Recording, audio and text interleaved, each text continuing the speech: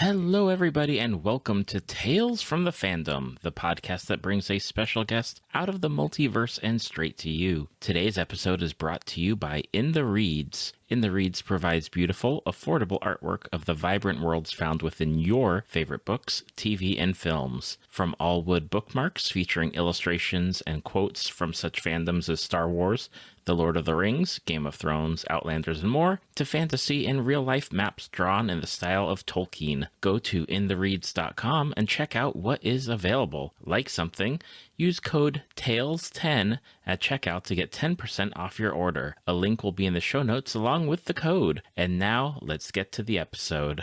Hello, everybody, and welcome to the latest episode of Tales from the Fandom. I am your host, David, and once again, I get to bring a new guest onto the podcast this week.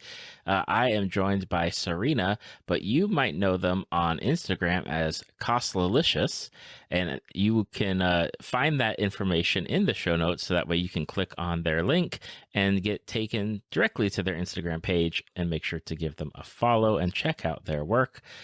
Serena, how are you doing today? I'm doing lovely. How are you? I am doing wonderful. We've got a number of different fandoms that we're going to be talking about today. Of course, we're going to be talking about cosplay near the end of the episode, as it is traditional with all of my cosplay guests. But one of the things that we're going to be talking about is pretty much like a huge smushing together of so many different things. But we're going to be talking about video games to start out with. And I guess my first question is the easiest one with video games is how did you start your video game life? Like, what was your first system? Do you remember the first game you played? Like, tell me your origin story with video games. Yes, my origin story. I don't have like a memory of my first console, but I remember growing up with like GameCube, the Game Boy. We use like one of the biggest memories I have with games. I think my earliest memory of games is with my older brother and his friends. They used to play Call of Duty Zombies. Okay. And definitely because I play a lot of first-person shooters, so watching them play that game, I was like, I want to play, but they didn't let me play. And I think that's my origin story, is like, I'm going to grow up to be a better gamer than you guys. And I feel like I did. I beat my brother in almost every game now. That is awesome. Yeah. And then on the Wii, it would be simple games like Just Dance, those Wii Sports, those types of games. Okay. So when you are gaming, and I guess like originally it was those early like Wii games, and then the Call of Duty first person shooter stuff.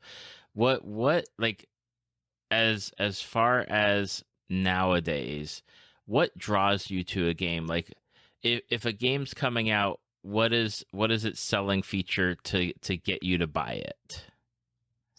If it's like, again, it's like first-person shooters, or if the characters are like super interesting. Like, I'm really interested in story mode games, RPGs, and yeah, like Resident Evil. I grew up with Resident Evil, especially the earlier games were super inspiring with the characters and stuff. With like your first person shooters, there's a lot of them out there. There's a lot more than I could almost ever expect to like see people play or get into.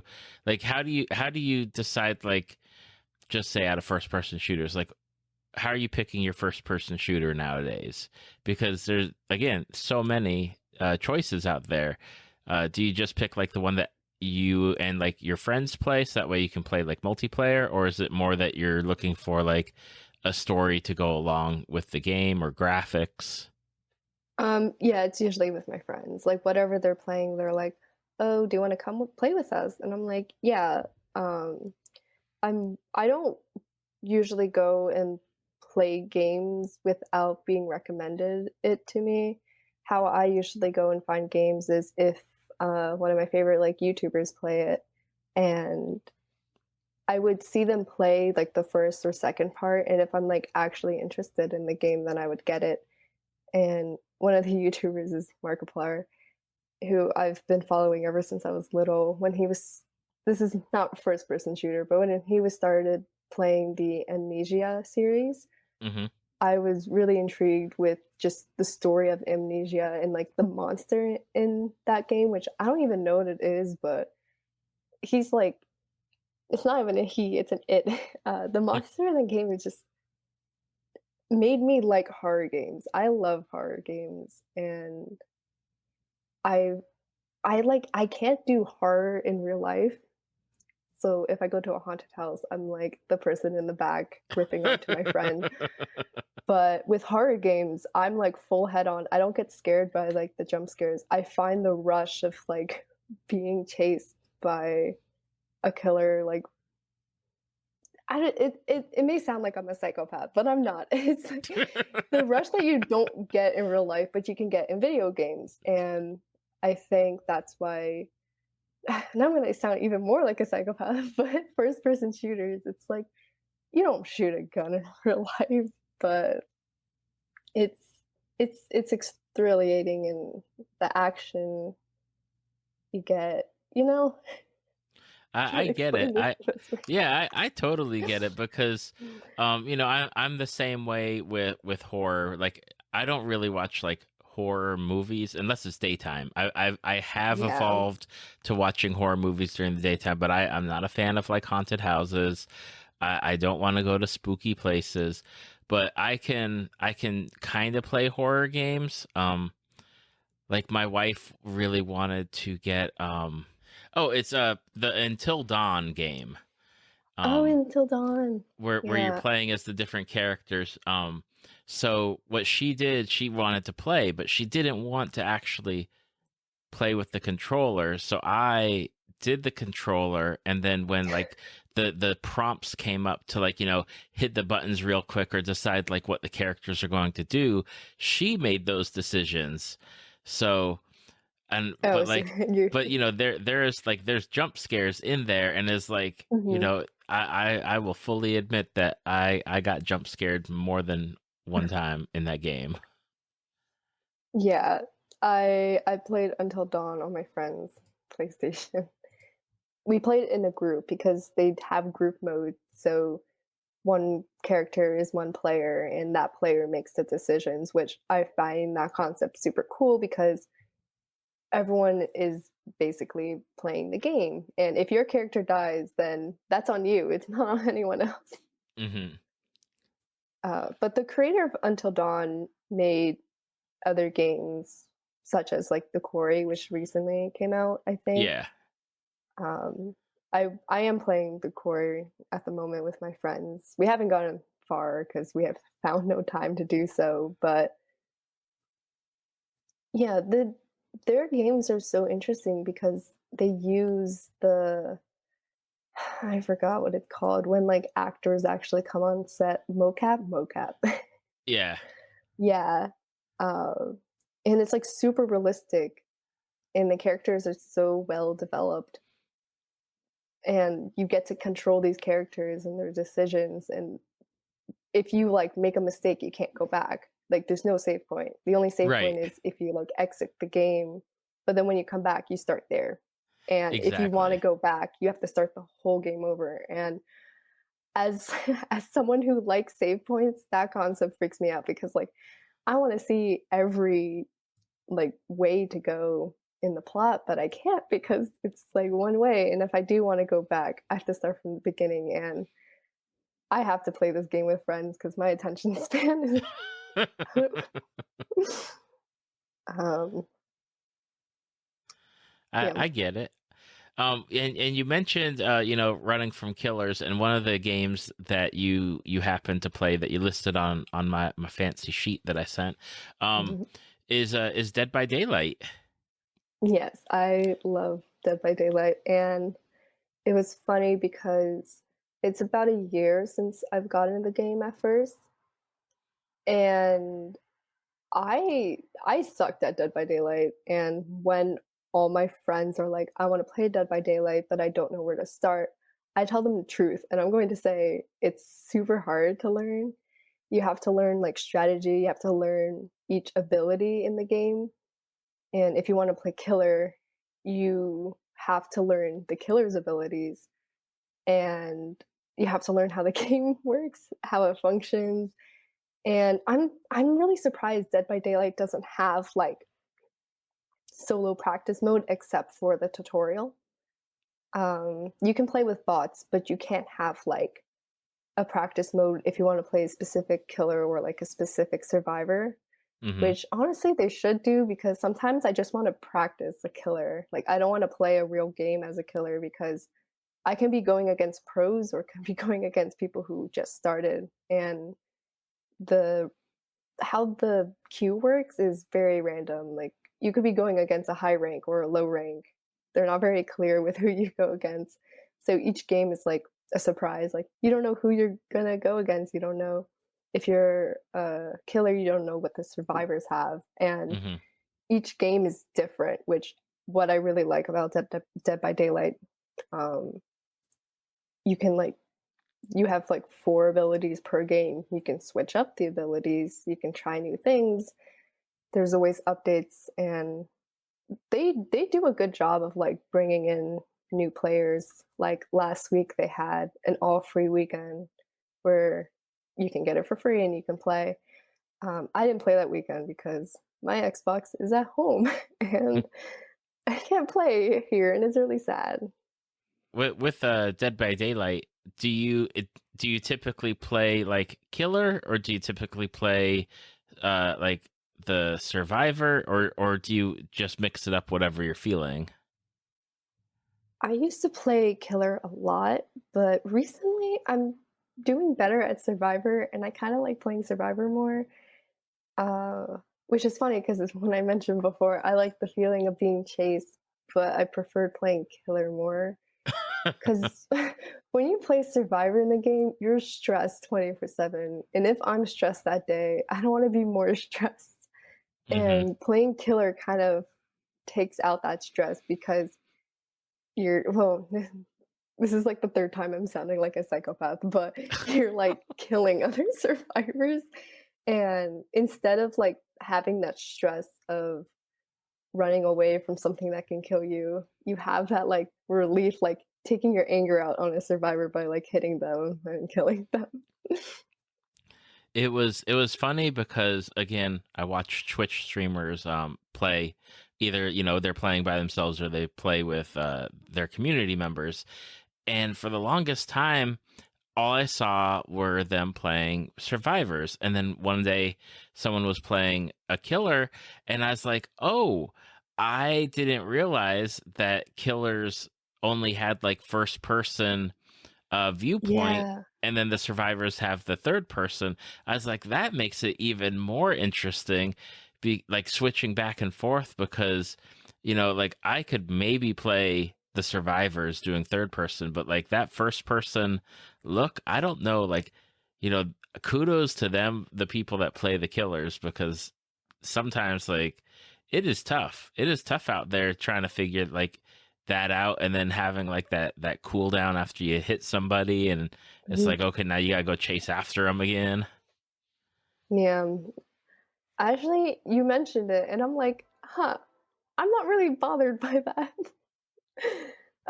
The switch between going third person to first person, and sometimes I do stream Dead by Daylight on my Twitch, only when I'm like home, Hmm. and like half the stream I'm playing Survivor, the other half I'm playing Killer, and yeah, now that you mentioned, I don't really I'm so used to the switch that like, okay, I'm playing Killer now, okay, I'm playing Survivor now.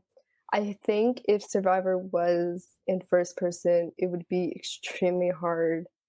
And if Killer was in third person, I think it'd be hard. I think how it is formatted is really like a good mechanic for the game Hmm. because I feel like if killers were third person, they'd be way too overpowered because they can just see if someone's hiding behind the rock that they're like walking past. Yep. And I think Yep. that's why it gives survivors the advantage because they can be around the wall and they can see the killer coming towards them and they can get away before the killer actually sees them.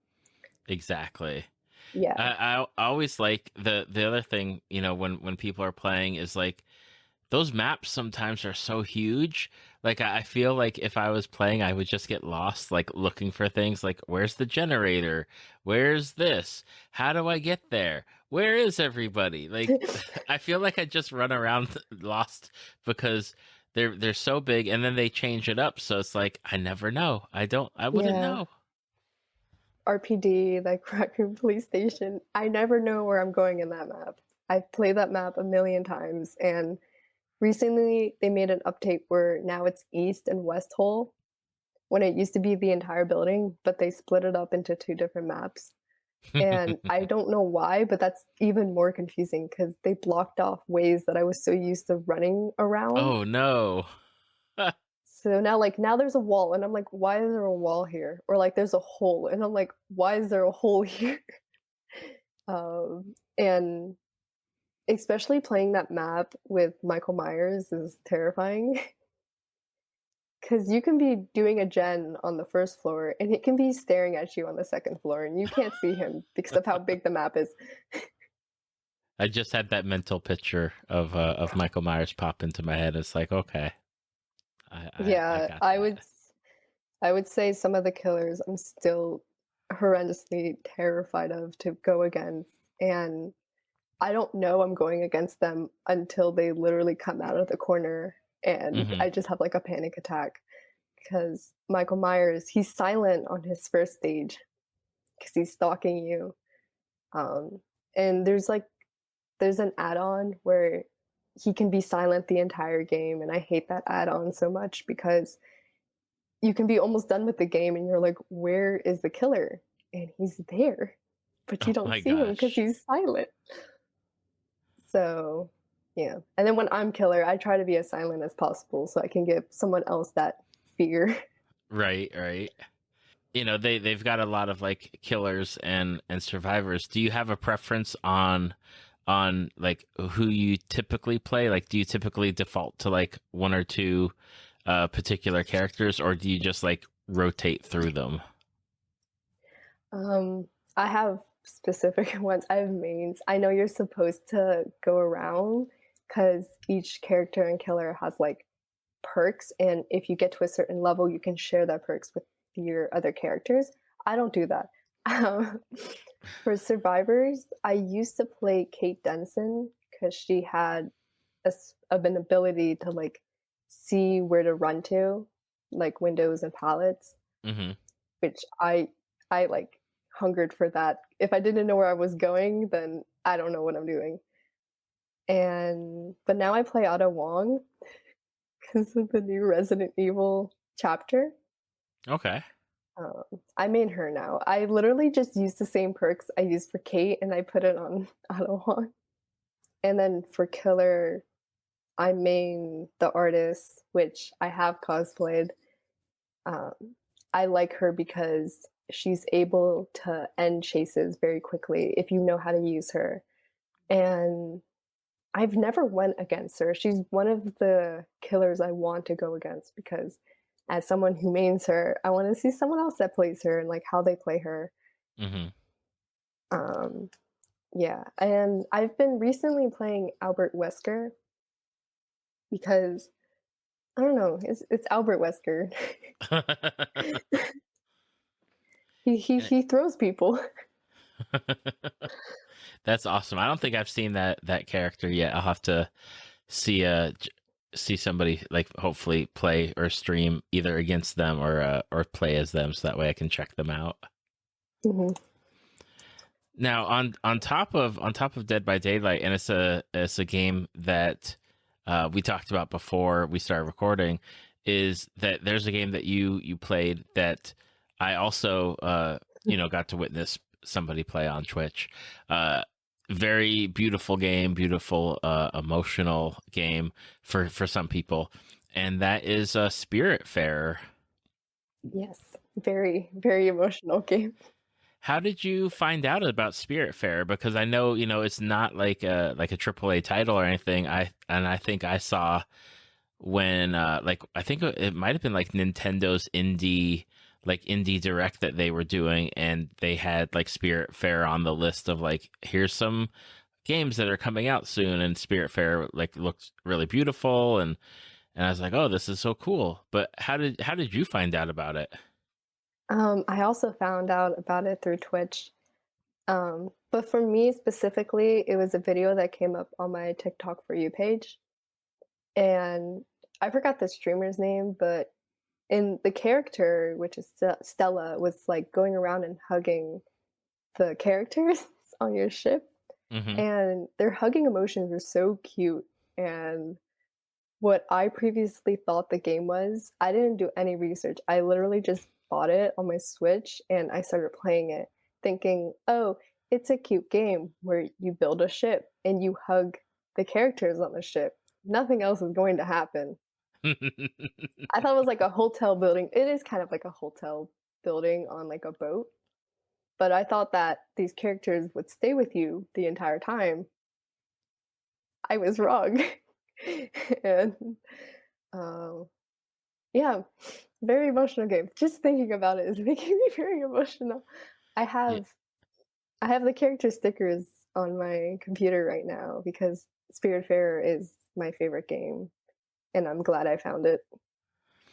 It is definitely something where it's a game that it looked beautiful. It had a wonderful protagonist, Stella, and really neat mechanics with the ship and with like the side quests that you were doing with her, like where you had to go collect things or go fishing, Mhm. um, and going back and forth and cooking for your people that came on the ship, and then when it's like, oh, there's like this story, and I'm trying, my goal is to not spoil it for those that are just Yeah. listening to it, but there's this story that it tied, like if you play Spiritfarer, you kind of need to have like, I guess, like I'd almost say like a browser window open just to like give you some backstory, like real life backstory on these characters and how they're connected to the people that made the game, because it is a beautiful, sad story, and it's something that I think you make it through the game, and you just have like this big, just like I don't know, like it's happy and sad and like relief at times, but oh gosh, like there are times like I'm watching it, it's just like here I am, like tears welling up in my eyes, Yeah. like it's just so like I I don't know. I don't have words to explain what it felt like, but I'm glad that I was able to see the game play out and experience it. Yeah. I also don't want to spoil because it is an experience that I feel like people who are interested in the game should experience for themselves.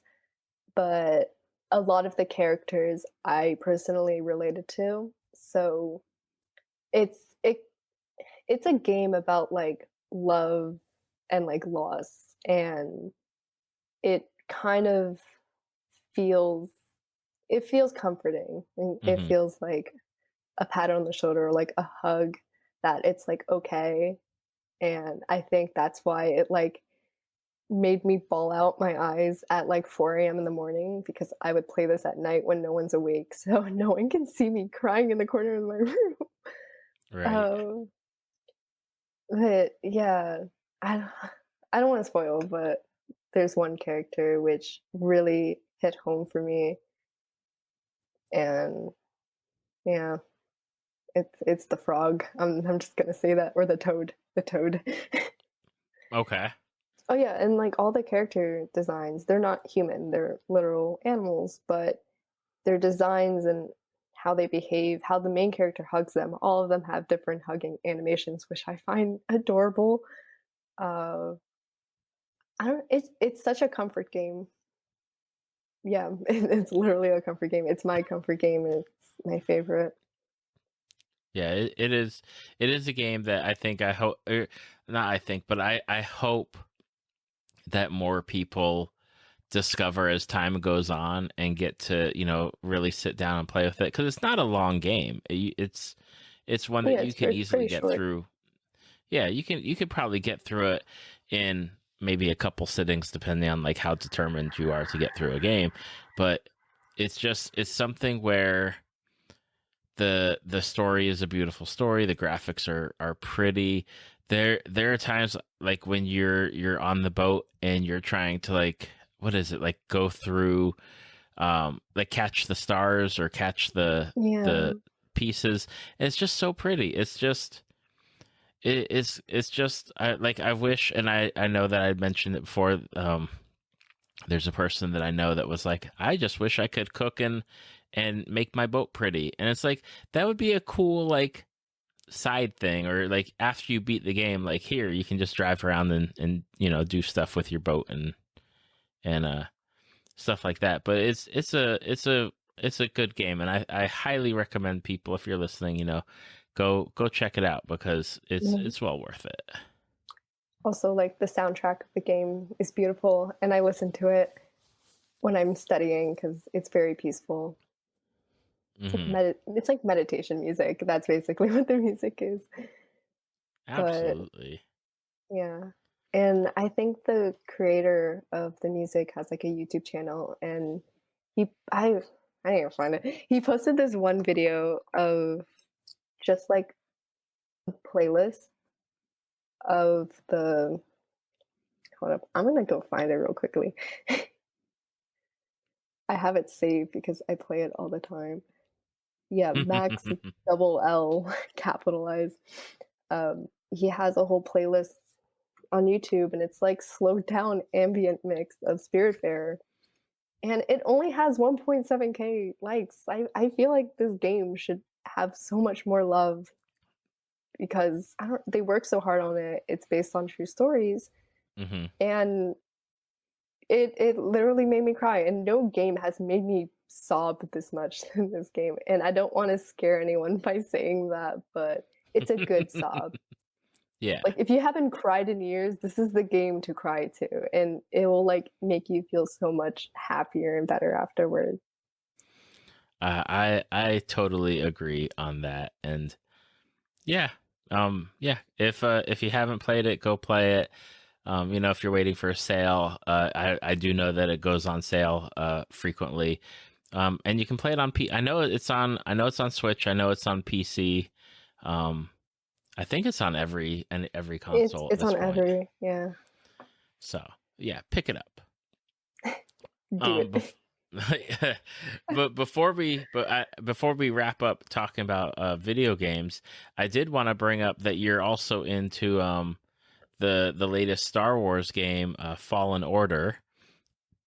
Uh, Yes. are you a Star Wars fan, or are you like liking that type of gameplay? Like, how did you find that game? I am a huge fan of Star Wars ever since I was young. I found the game honestly, I don't play those type of games. I forgot the specific type of title for those games or genre, Hmm. but games where you were like third person fighting and you have to like face bosses, I suck at that. Um, I feel like I'm not good at leveling up a character to be good enough to like fight bosses. Um, and I found the game because it was on sale on Xbox. And I was like, oh, I should get this and then stream it so everyone can see me fail. And the videos are on my Twitch, and I have failed so many times. Um, like I forgot which boss it was, but I think I had like a death count of like 30 because I was suffering so much. And I also like knew Cal Kestis, like the actor Cameron Monaghan. Hmm. And when I was starting playing, I was like, this man looks so familiar. And because I've like kind of watched Shameless, which was a show Cameron Monaghan was in. And honestly, after after I played Fallen Order, I dug into Cameron's like shows and movies, and I just went on a binge. I do this with all actors that I come across, and I'm like, I really love this one thing you were in. Now I'm going to stalk the rest of the things you were in. Mm-hmm. Um, and I just had like, I don't know why I liked Fallen Order so much, especially for a game that I usually don't play. Mm-hmm. I it's Star Wars. I haven't really played a lot of Star Wars games in my life. I think I played Battlefront and that's it. And Battlefront is a first person shooter, so um I actually know I played Star Wars Legos when I was young on like my DS. Right. That was like one of the best games I've ever played in my life. Not above Spiritfarer. I love Spiritfarer, but Star Wars Legos is definitely up there.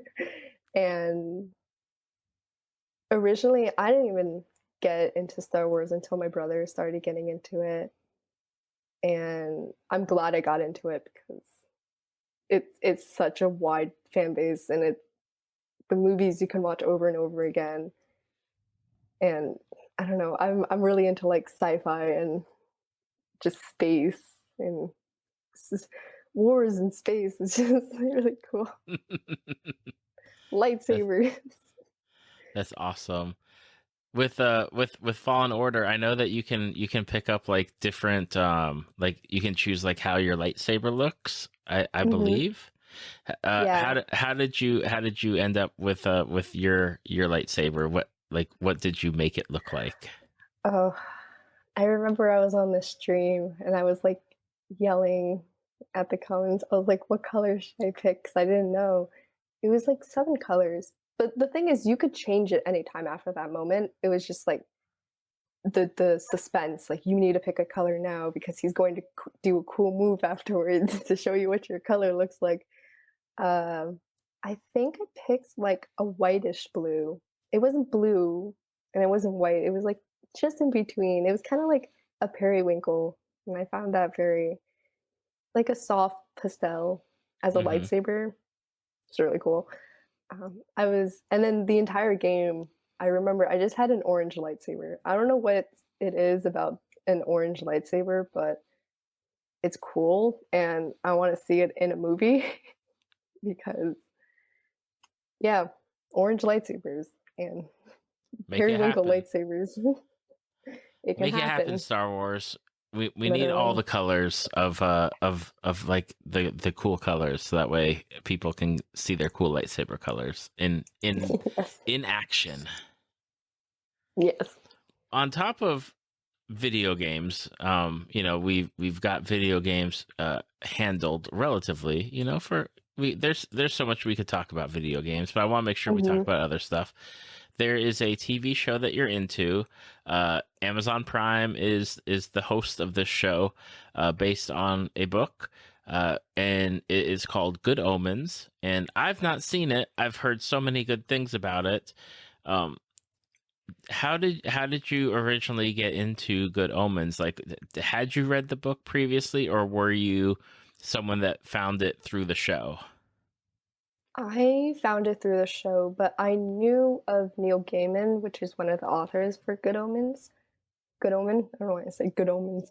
Um, and I was a fan of Neil Gaiman for like ever since I was a kid with Coraline, obviously, and the Graveyard Book, if I'm remembering the title correctly. It's just like horror books. Also, horror Hmm. books I'm really into.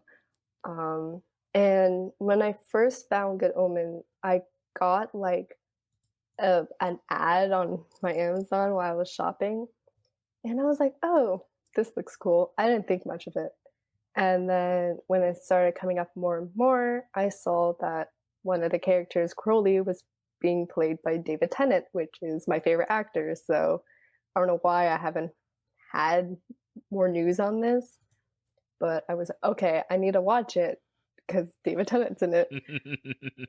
Again, with my actor binge watching, I always watch everything that one actor is in. And when I watched it, it was pretty short. It's like 6 episodes, or maybe it's like 8 episodes for the first season.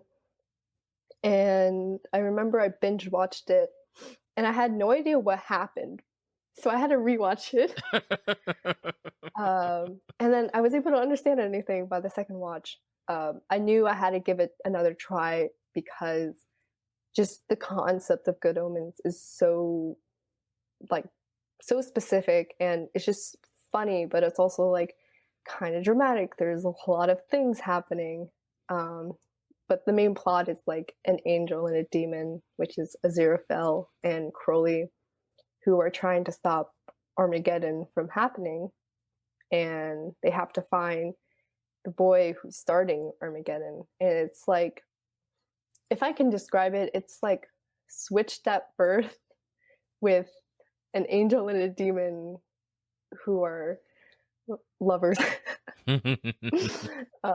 Basically, the plot of it. And they were like running around this small town trying to find Armageddon, and it's supernatural. Obviously, it's demons and angels, and it's just, how they made it was so amusing.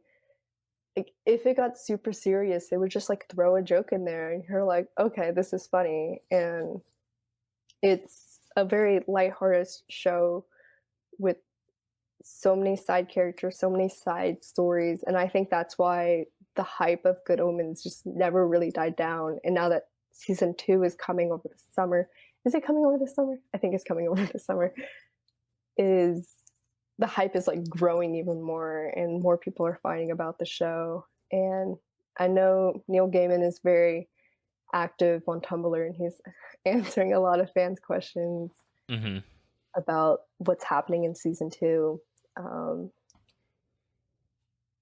Yeah.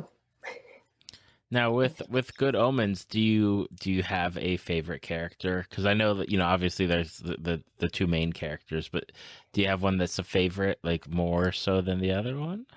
I'm biased because of David Tennant, but it's Crowley. And I also cosplayed Crowley, so I'm even more biased. What is it about the character that drew, like, and of course, bias with David Tennant, but is there something about the character beyond that draws you to that character? I think just because he's like, and this is a trope I see all the time, and I can talk about this for hours, but the light and dark character in a lot of TV shows, and I always am more like magneted. What's the word? Magnetized? Yeah, magnetized more towards the darker character, because their appearance is very like, they have like a mask on. They don't like let anyone in. And when you first meet them, you're probably thinking like, oh, this person hates me. But on the inside, they're very soft and they're very open to the light character in their life. And that dynamic in a lot of tropes and TV shows and movies, people love that. I love that. Like examples is like Sherlock and Watson in the BBC TV show.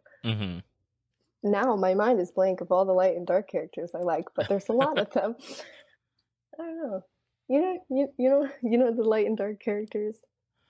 I mean, if I'm going Star Wars, like there's Darth Vader and Obi-Wan Kenobi, or Anakin, Obi-Wan. I mean, there's plenty of light and dark characters out there. Like it depends on like, especially with like story wise how they play out. I completely forgot. Like, Our Flag Means Death. Ed and Steve, the two main characters, light and dark. Especially, yeah, it's the dark character is just always lovable, and then the light character is like this bubbly character that brings the best out in the dark character. And just especially if the actors have really good dynamic, you can see that in their like body movement and how they speak to each other, even how they look at each other. I think that's why there's a lot of like ships between the light and dark character. Mm-hmm. Yep. And I know Neil Gaiman confirmed, he didn't confirm, he was like, I'm open to like interpretations on their sexuality and their like romantic attraction, which I find very like comforting, because I feel like some directors, they like press like, oh, this character is this character is that, and they don't like, they like don't like when the fans make their own world. Mm-hmm. And I feel like that can be really limiting and kind of disappointing. And I'm open to both of the characters, Aziraphale and Crowley and Good Omens, being canonically asexual and aromantic, because they're like a million years old. It's a demon and an angel who've been friends for such a long time, and I feel like the relationship is super, like, it's nice. It's super platonic, and I mean, yeah, the relationship is super cute. You again, like, you never watched the show, but I would definitely recommend watching the show. And the actor for Zero Phil, Michael Sheen, and David Tennant's dynamic in interviews and stuff, they're just so caring with one another, and I think that really helps the characters like light up and glow from their dynamic. And I'm not an actor, but I did take theater classes in school, and what I've learned is if your partner is not matching your energy, then the performance won't be as good to the audience. Right. Yeah. And it's like you're based on your partner. You act with your partner, and the interpretation of, if they do one thing like A, you do B, and then you guys both do C. I think that's the equation that I learned in theater class, which I find really cool. Yeah, it's something where like I want to watch it so bad and I need to make the time for it because I consistently hear about the show and I see the cosplayers do the cosplays from the character, of the characters, and it's like I need to watch it. I need to watch it. Mm-hmm. I'm just thinking about the show. It's been a while since I've watched it. I am thinking of rewatching it before I watch season 2. The the costumes are amazing, because in the first season, I think the one thing that got me very confused was the time skips, but it was like pre-time skips, so they would go back in time, like flashbacks, but not really flashbacks. So they would go throughout time and show their friendships throughout time, how they kind of grew to like enemies to like friends to maybe lovers, but that's still a question mark, because Mm-hmm. who knows what season 2 is going to hold. But one thing I remember specifically was, like, they had like Shakespeare, then Aziraphale watching Hamlet, I think it was Hamlet, being made, and Crowley is there, and their outfits were amazing. I love the costume design in the show. I feel like they put a lot of detail into the characters themselves. Aziraphale is like a book nerd who's very like polite, a gentleman, and how he just acts is like very pickish with his hands. He's like always kind of talking with his hands. And then there's Crowley, who's like a laid back character who like is just there. He's kind of lazy, and he walks really sassily. He walks with like sass. I love how David Tennant took the character and like made it Crowley, like didn't make it David, but made it the character that he read in the books, which I did read the book after I watched the show, because I was like, oh my gosh, it's a book. I need to read it. And Mm-hmm. it's very close with the book and the show, probably because Neil Gaiman did direct or help direct the show. Right. There was another author in the book, but he did pass away a few years ago, if I remember. And I remember Neil Gaiman saying he wanted to respect his wishes by making the first season very similar to the book and not really changing a lot. But when it comes to season 2, Neil can like change it up a little bit, which I like them respecting his wish to keep it as similar to the book as possible and try not to like go off and improvise. But I do hope they improvise a little bit in the second season, since again, Michael and David's dynamic is so flawless, and I feel like they can definitely slip in some improvisation here and there. Mm-hmm. Absolutely. So I know I'm going to be hopefully checking it out. And, if you have, not you, but you who is listening haven't watched it, now is the time. Amazon Prime, just put it on, get your episodes in and see how you like it. One of the things, of course, now we're going to be talking about cosplay, and one of the ways I tend to find people is when people share other people's work on Instagram, and it's probably one of my favorite things is when someone shares somebody's work, and I'm like, oh, that's really cool. I like that. Let me go check out their work, and that's how I had stumbled across your account. Somebody had shared, I believe, your Arwen cosplay, and I was like, I like that. That's really cool. Let me check out what else you do. And you have done Stella from Spiritfarer, which love it. You did Jim from Our Flag Means Death, and I love their character. Probably one of my favorite characters from that show. Dig Your Batgirl that you do. You do a wide variety of cosplay, and I'm curious to know how you got into doing cosplay. Like, where did you get your start? Yeah. My first like post on my Instagram, I think, is when I went to a convention in 2018. And I think I definitely did cosplay at least like a few times throughout my life, but I think it was mainly for Halloween because everyone dresses up for Halloween. And I feel like this is a pipeline for all cosplayers, but just thinking like, oh, like Halloween is my favorite holiday. I wish I can do this every day. And then in 2018, one of my friends was like, do you want to go to a convention? And it was Anime NYC, which I go to every year now. It's like a tradition. And I was like, yeah, I do, but do I need a cosplay? Which it's totally valid if you don't cosplay to a convention.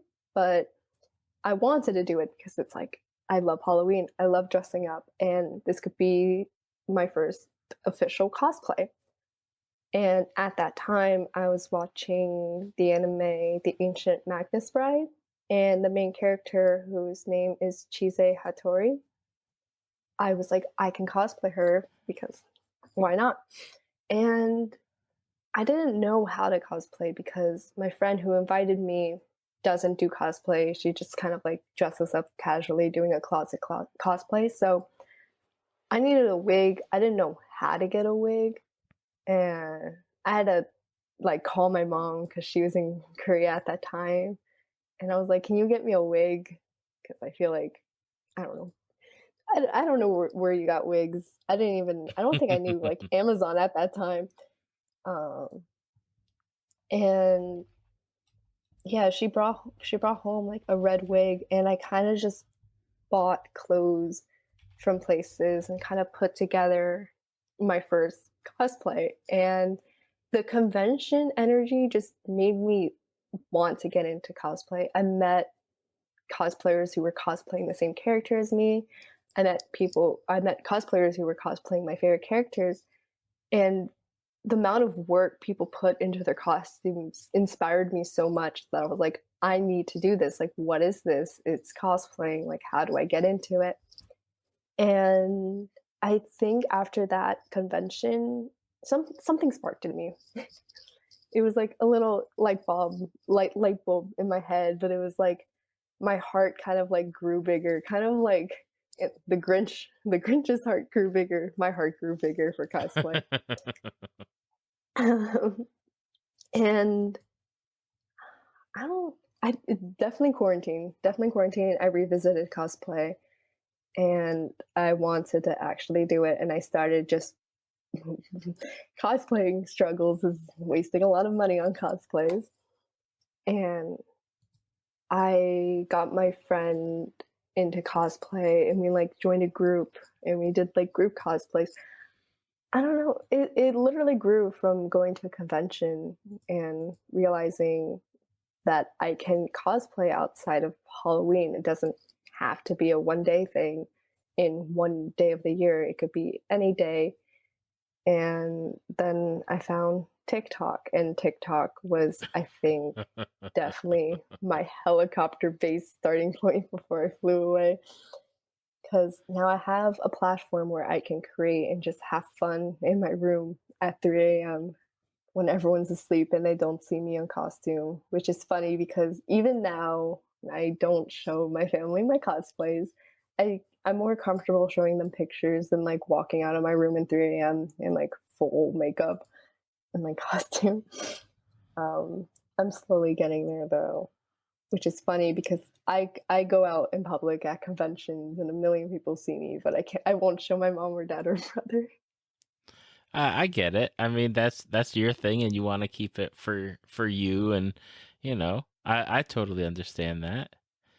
Mhm. Um, so with all the cosplays that you've done, do you have any favorites that you are like, dang, this cosplay just rocked. I killed it. This is like my favorite one that I've done. Yeah, I think also relating to when I first started cosplaying, my one of my best friends was like, "You should cosplay Cindy Moon because she's a Korean American Spider Woman." And I was like, "I'm Korean American and I like Spider-Man." And I did more research and I was like, she kind of looks like me. And seeing like a a comic character, it's kind of like I was a kid, but this was me in college discovering this. Hmm. Kind of seeing someone that looks like you as a superhero is comforting because you're like, I'm a superhero, kind of getting into the suit of Silk and like getting into character. I'm like, I'm a superhero. And I think Silk is one of my favorite cosplays just because I just kind of relate to her on like a personality level. Not her in Spider-Man level, but Hmm. I love her character and I'm glad my best friend mentioned her because I don't think I would ever go out of my way to find her if it was never mentioned. It would probably come up later in life, but I think starting one of my like second official cosplays as Silk, I was able to find other Spider-Man cosplayers, which I think really helped my reach and just meet more people through like Marvel cosplayers and stuff. Hmm. Yeah, it's always, and I've talked with a few other people that also cosplay Silk, and it's always that connection, like with the character and with that representation, that hadn't been there, in comics until this character showed up and was created, and it's like it's awesome that there are characters now in the media or in in movies or TV shows where it's like the representation is there for people to see and be like, look, that character looks like me or sounds like me. Or I know that like there's a new comic book, like a Spider-Man comic that's out where they have like different characters, and there's one with like Ehlers-Danlos syndrome, EDS, where Mhm. the spider person uses like crutches, and mobility aids to help get them around. And it's like it's awesome that they're able to expand and have these characters where people can just be like, that person or that character, you know, looks like me, sounds like me, walks like me, or acts like me. And it's like it's really cool to see in this like, you know, time period that we're in now. Hmm. Definitely. It's like more examples is Makari and Eternals. Mm-hmm. Just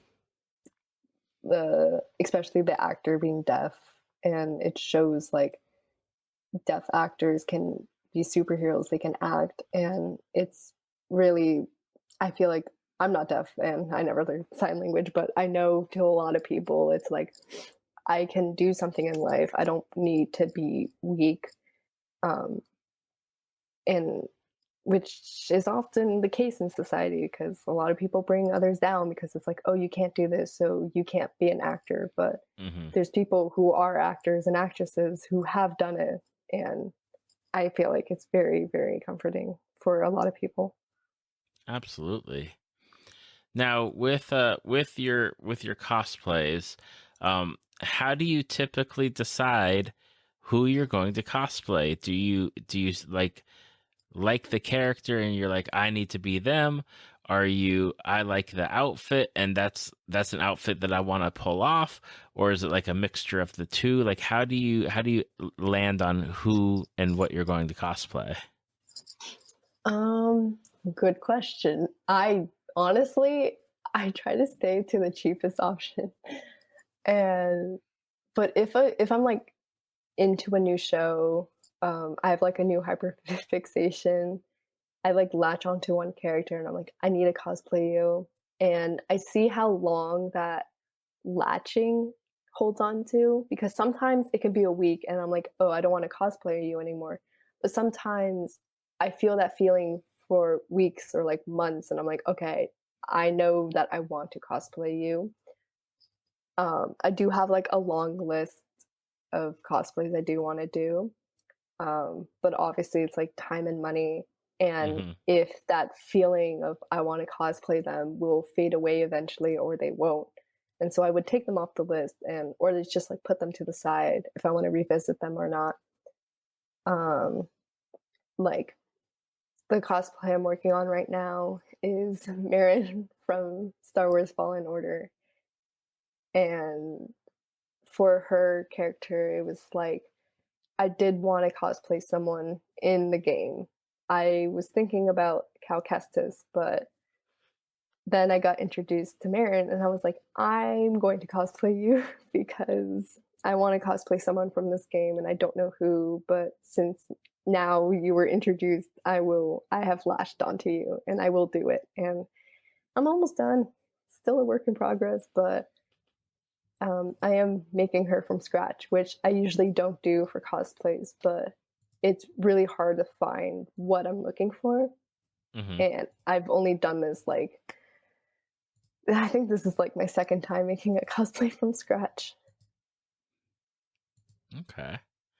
With I know that you had mentioned in the thing that I send to people, Mhm. that you also are into making original characters and cosplaying them. How do you decide like what kinds of original characters you're going to do? Like I know that you had a original character, I think it's like a Lord of the Rings or a Renaissance Mhm. fair character. Like, so how do you decide where you start with your character and decide like the look of them or like even like the genre of them? Yeah. When I make OCs, I usually again hyperfixation and I think last year I had a huge hyperfixation on Lord of the Rings again. And all my OCs are kind of like projections of myself, usually. And if I was, reborn into this world, what would I look like? And what would my personality be? And most of them are like slightly similar personality traits, but a lot of them are like very different because it has to match the time and place of the world that I'm in. Mm-hmm. And with my Lord of the Rings OC, their name is Honorez, and a lot of people thought they were in like a D&D OC, like a character I made for Dungeons and Dragons, Mm-hmm. which I'm sadly I don't want to tell people, but I've never did Dungeons and Dragons until this month or like the last couple of weeks where my friend invited me to a campaign. So that's my first ever Dungeons and Dragons experience. But a lot of people assume that Honoris was just like a D&D character. And I'm like, no, I never actually did D&D. It's just like a Lord of the Rings character, which could be a D&D character. And I do want to be a writer. Well, I am a writer, but I do want to publish a book one day. And when I am writing my original characters, I have like a whole Google Docs of like their origin stories and their background, their personality. I like explore as if they were like a real character in a real like TV show or movie that I created in my mind.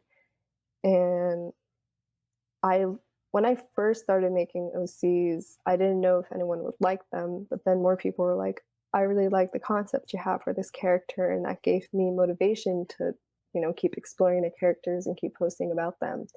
And I'm really happy people like them.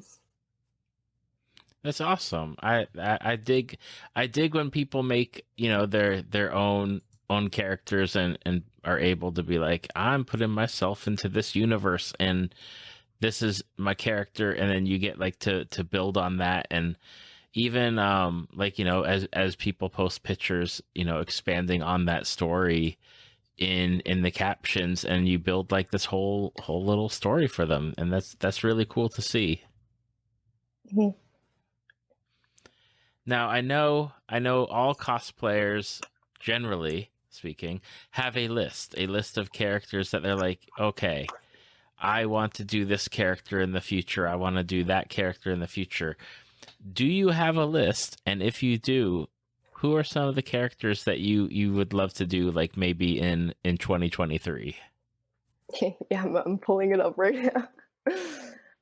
One of the cosplays I've wanted to do since like 2019 was Junkrat from Overwatch, because the funny thing is he's not even like my main. He's just my favorite character in Overwatch. And I honestly don't know why, but I just was so attracted to like his story. He's literally like a crazy person who just like exploding stuff. But I don't know. I really like this character and I really want to cosplay him, but I never like made his plan or like what I want to do for him. Mm-hmm. Um, Another character on this list is Kitty Pryde. Yeah, my X-Men. favorite character. Oh, is this your favorite? It's also my favorite character. I love Kitty Pryde. She is my favorite, like, Marvel slash superhero character. Yeah. Uh, I just remember I fell in love with her character growing up, and I'm like, I want to cosplay her, but I'm going to put that aside for now. And it's been on my list for a very long time, and it's honestly starting to creep up on me again. Um, I like. Hmm, this is a very long list. It's like I need to go through it and edit it because I have done a lot of these cosplays and I don't think I've updated this list in a very long time. I would like love to like make more OCs for other things I've loved. I'd like hold up. I have another list for OCs I want to make. Yeah, I have a whole doc in my like social media bio of all my OCs and kind of chaotic. Um, I have a Hunter OC, the anime. Okay. Tsukimi Naioi, which is honestly I think I've wanted to cosplay her or like create her story because Hunter x Hunter is one of my favorite animes. I have a Marvel OC, which I want to do. And I have a Good Omens OC. Talking about Good Omens, which I think actually I have tried to cosplay my Good Omens OC, which her name is Andrea, in the past when I first started my TikTok account, and it didn't, no one noticed it. So I was like, okay, maybe I should not do this. But maybe since Good Omens 2 is coming out, I can explore her character a little bit more, especially with more world building in the Good Omens realm. I can fit her character in more. Mm-hmm. Definitely. I firmly believe that you can do that. You got this. Thank you. Now, for people that have listened and they're like, I want to go check out your work, I want to go see what you're doing, what are some of the best places for them to do that? Yeah, either TikTok or Instagram is where I'm most active, and both of those pages have my link tree where it has all of my other social medias and that OC doc that I have open to the public for anyone to read. It's Causalicious both on Instagram and TikTok. And you're are you gonna have a tag because the spelling is? Oh yes. Yes. If you're listening and you're like, I don't know how to get there, just check the show notes, and there will be a link there, so that way you can just click on it, and that way you can hit the follow button to the socials for Serena, so that way I won't make her like spell it out or do the underscores and stuff, because it's something where even I had to learn how to pronounce it today. Yes. But I do want to say, Serena, to thank you for taking the time out of your schedule to come and hang out with me and talk about video games and Good Omens and cosplay.